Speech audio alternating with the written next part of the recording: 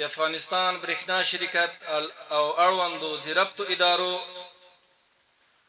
ډیر کوښښ کړی او هره ورځ په همدې کوښښ او زیار کې دي چې موږ څنګه وکولی شو چې هغه نقطه او هغه څه چې د هغه په اساس باندې د تعلیم پرمختګ، د صحت تضمین او د ټولنې پرمختګ، د اقتصاد روڼتیا او تضمین او همدارنګه په دولتي اداراتو کې د شفافیت او حسابدهي سیستم رامنځته کول، د هغه په اساس کار کول، دا ټول د برېښنا له برکته کیږي او د برېښنا په تولید او د برېښنا په توزیع باندې سرته رسیږي. برېښنا د ژوند یو مهم ضرورت ده. چیرته چې برېښنا نه وي هلته نه تنها فزیکي روښنایي ختمه سوي او تیارې وي، بلکې د علم ډیوې، د پرمختګ ډیوې، د اقتصاد پیاوړتیا او اقتصادي حریت هم ورسره ټکنی وي. نو په همدې اساس برېښنا د ژوند تر ټولو یو مهم او اړین ضرورت ده. په دې برخه کې د اسلامي امارت له راتګ سره تر دې دمه پورې ډېرې پروژې الحمدلله افتتاح سوي دي.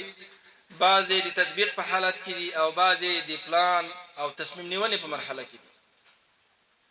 د اسلامي امارت له راتګ سره سم تر دې مهاله 400,000 مشترکینو ته برېښنا توزیع سوې.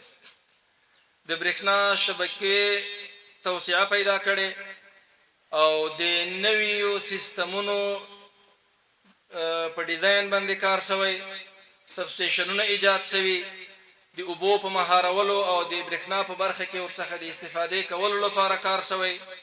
همدارنګه د ګرین انرژي په خاطر باندې چې تر څو موږ هغه انرژي چې نړیوالو لپاره هغه یوه سره کرښه ده او همیش د دې لپاره د نړیوالو سازمانونو او نړیوالې ټولنې لخوا څخه وخت نا وخت تبلیغات کیږي، غونډې نیول کیږي چې موږ څنګه وکولی شو چې ګرین انرژي ته لاسرسی پیدا کړو او هغه د انرژي هغه تولید چې هغه محیط او ماحول زیانمنوي، هغه د چاپیریال په ککړتیا کې رول لوبوي او خلکو ته قسمه قسم د ناروغیو او د جامعې د هوایي فساد د رامنځته کېدو سبب ګرځي، د هغه مخنیوی وشي.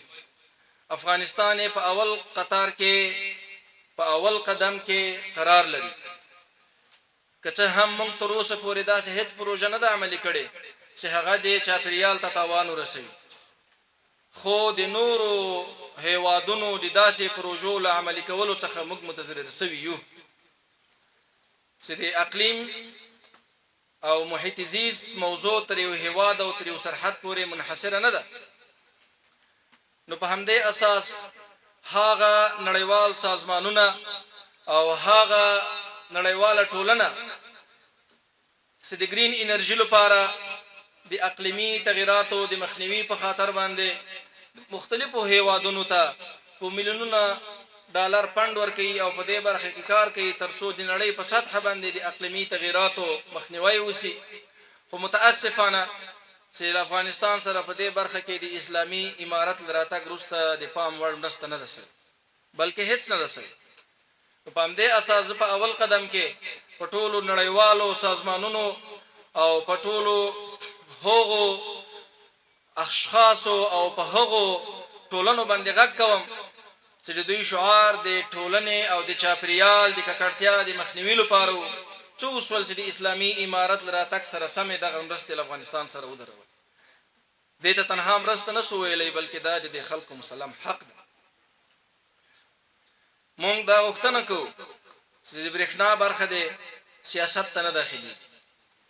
برېښنا نه تنها انکشافي پروژې دي، نه تنها انکشافي پرمختګ ده، بلکې دا بشري او ټولنیز پرمختګ بلل کیږي. دا د هر انسان حق ده چې برېښنا ته باید لاسرسی ولري تر څو د خپل ژوند ټولې چارې د نړیوالو صحیح اسلامي معیاراتو مطابق مخته بوځي. الحمدلله نن موږ تاسو د دې شاهدان یو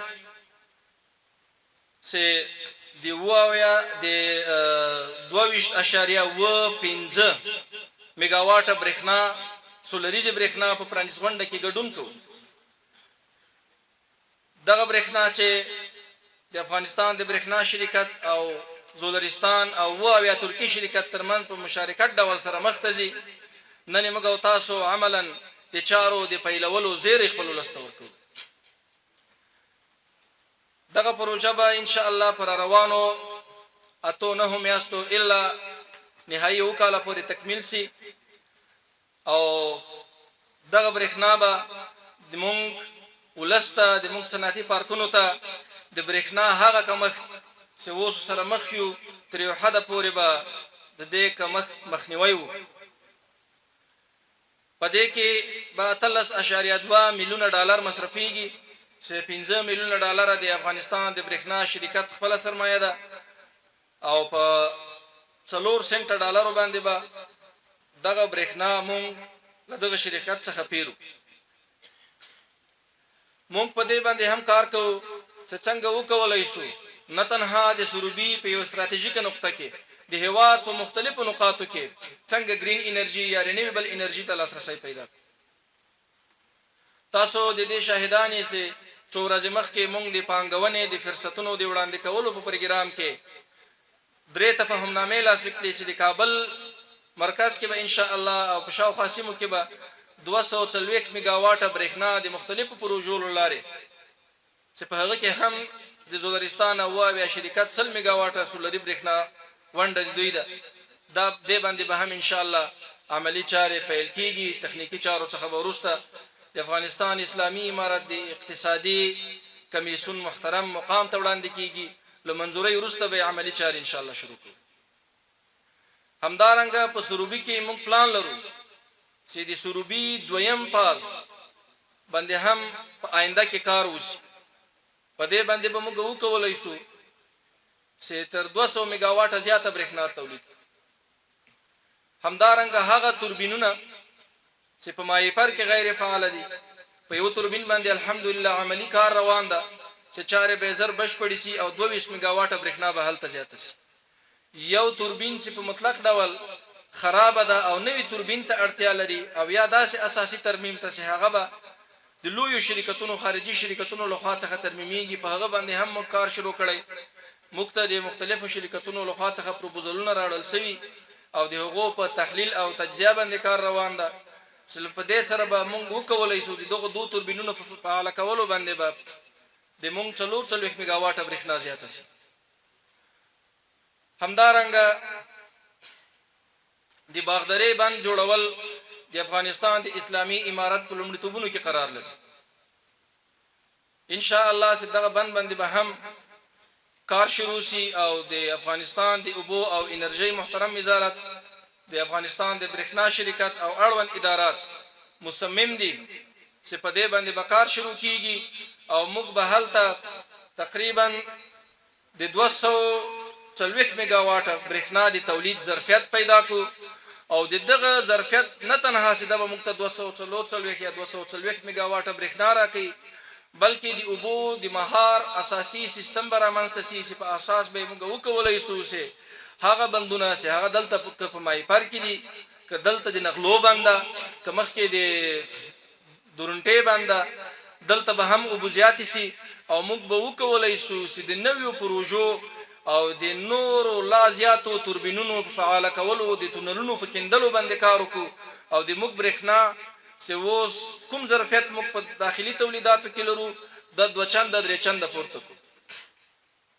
محترمو دوستانو، اسلامي امارت په ډېرو کمو امکاناتو تاسو وینئ چې اقتصادي بندیزونه د رسمیت نه پیژندل د افغانستان د خپلې سرمایې کنګل کېدل د امریکا له طرفه دیتا د افغانستان د اسلامي مشران لاس تر زنې نه دي کېناستلي.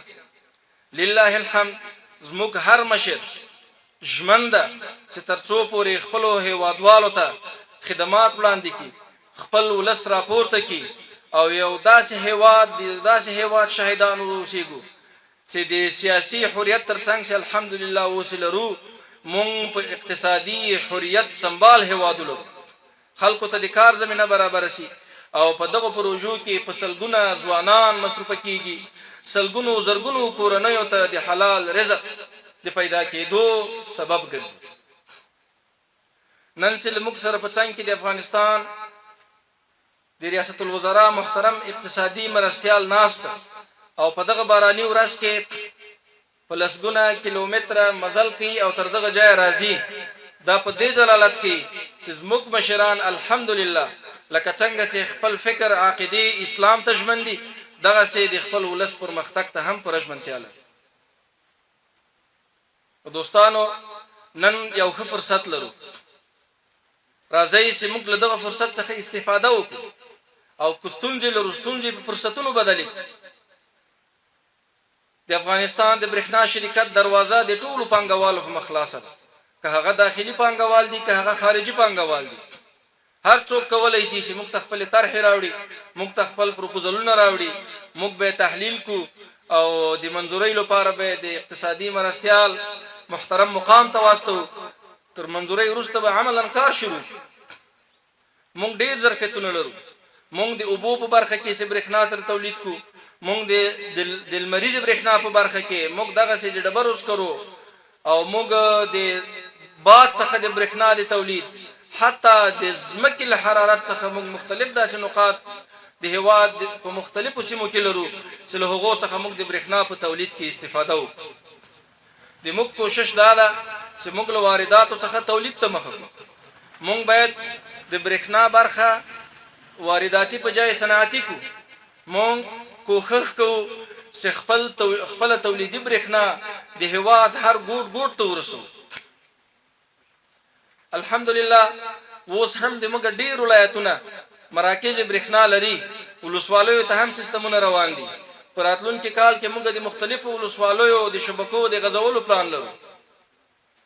موږ سږ کال هم فرصتونه لرو چې دلته موږ په سلګونو میګاواټه برېښنا که هغه له لمر څخه وي، که د ډبرو له سکرو څخه وي، که هغه له اوبو څخه وي او که هغه هم له باد څخه وي، چې عملا کار باندې شروع کو او خپل ولس ته دغه زیری هم ورکړو.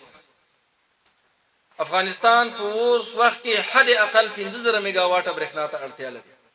موږ په دې برخه کې صرف 400 میګاواټه داخلي تولید لرو، د 350 تر 400 میګاواټه او 600 میګاواټه موږ د واردات لرو، چې تقریبا 900 میګاواټه په دغه وخت کې موږ خپل برېښنا او د وارداتو ترڅنګ ټول 900 میګاواټه برېښنا لرو. خو د موږ کوشش دا ده چې په راتلونکي کې دغه ګراف موږ لوړ کړو. په دې کې د هر هېوادوال اړتیا ده چې په دې برخه کې مرسته وکړي. د موږ خپل هغه داخلي پانګوال چې په نورو هېوادونو کې پانګونې کوي را دي چې له دغه فرصته د استفاده وکړي، له افغانستان برېښنا شرکت سره دی په شریک ډول او یا هم په خصوصي ډول موږ به له دوی څخه برېښنا واخلو، دلته د پانګونه وکړي او هم به دوی ته عاید سي او هم به زموږ ملت د موږ ولس د موږ صنعت ته برېښنا پوره ورسي. د هېواد اقتصادي پیاوړتیا او اقتصادي حریت هغه په صنعت پورې تړلی. که چېرته موږ صنعت قوي نه کړو، موږ صنعت ته مخه نه کړو، موږ هر څه خپل ونه لرو، بیا به موږ تل پردیو ته محتاج وو. بیا به موږ تل د سیاسي هغو برنامو چې هغه د لږ کشمکشونو په نتیجه کې منځته راځي، بیا به موږ برېښنا په هغه وخت کې نه لرو، بیا به په هغه وخت کې موږ له ډېرو لویو ستونزو سره مخ یو. دوستانو زه تکرارا وایم چې نن موږ ته یو طلایي فرصت په لاس راغلی. راځئ له دې څخه سمه استفاده وکړو. موږ کولی شو چې په زرګونو میګاواټه برېښنا د هېواد په داخل کې ولرو. حتی موږ دا کولی شو چې کار وشي، زیربط ادارې یو بل ته لاس ورکړي او د مشرانو لکه څنګه چې له موږ سره پوره حمایت ده او دغسې حمایت موجود وي، افغانستان نه تنها خپله برېښنا چې څومره ورته اړتیا لري هغه پوره کړي، بلکې صادراتو ته آماده کېدلی شو. دا بعیده نه ده، دا لرې خبره نه ده.